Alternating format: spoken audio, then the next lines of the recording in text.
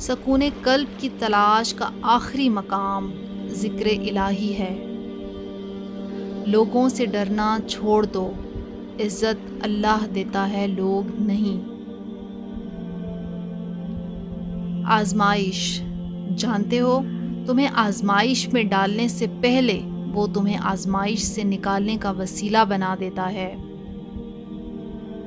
اگر نصیب کا لکھا سب کچھ ہوتا تو اللہ تمہیں اپنی چاہ کو مانگنے کے لیے دعا کا راستہ نہ دکھاتا۔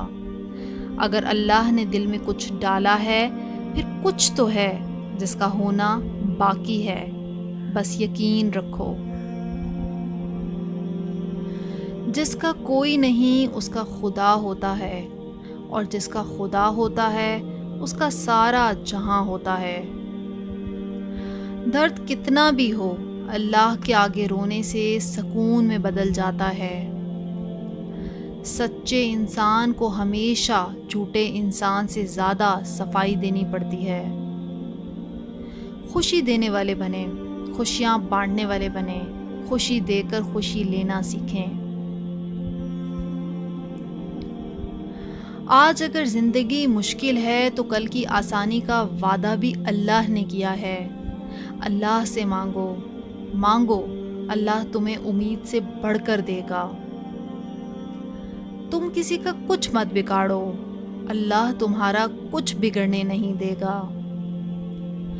اچھے لوگوں کا تمہاری زندگی میں آنا تمہاری قسمت ہوتی ہے، اور انہیں سنبھال کے رکھنا تمہارا ہنر۔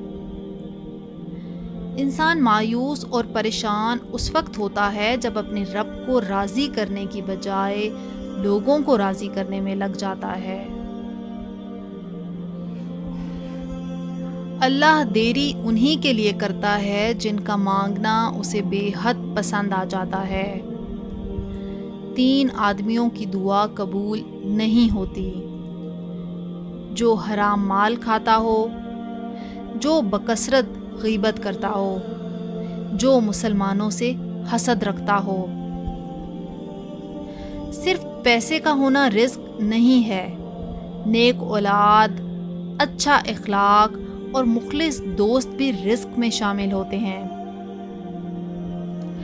میں نے الحمدللہ سے لے کر والناس تک تیری رحمت کے سوا کچھ نہ پایا میرے رب۔ رب وہاں سے دروازہ کھولتا ہے جہاں سے گمان بھی نہیں ہوتا۔ صبر کے ساتھ اس کے فیصلوں کا انتظار کرو اور بے فکر ہو جاؤ۔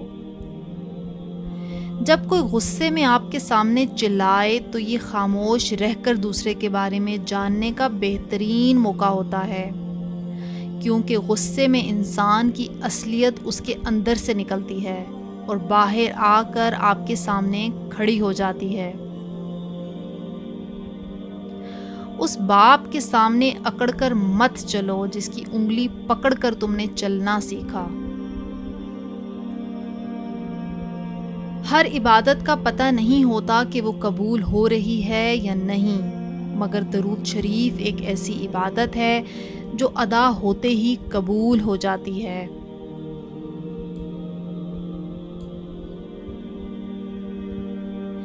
ہو سکتا ہے جس چیز کے لیے تم روتے ہو وہ بس تم سے ایک دعا دور ہو۔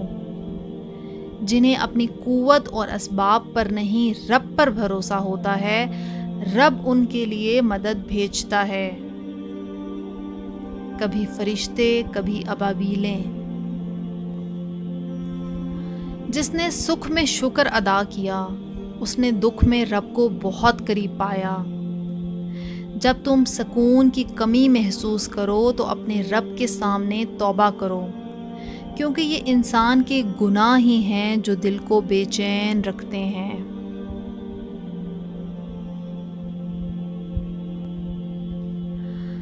ترقی آگے جانے سے نہیں بلکہ 1400 سال پیچھے جا کر حضرت محمد مصطفیٰ صلی اللہ علیہ وآلہ وسلم کی سنت سے ملتی ہے۔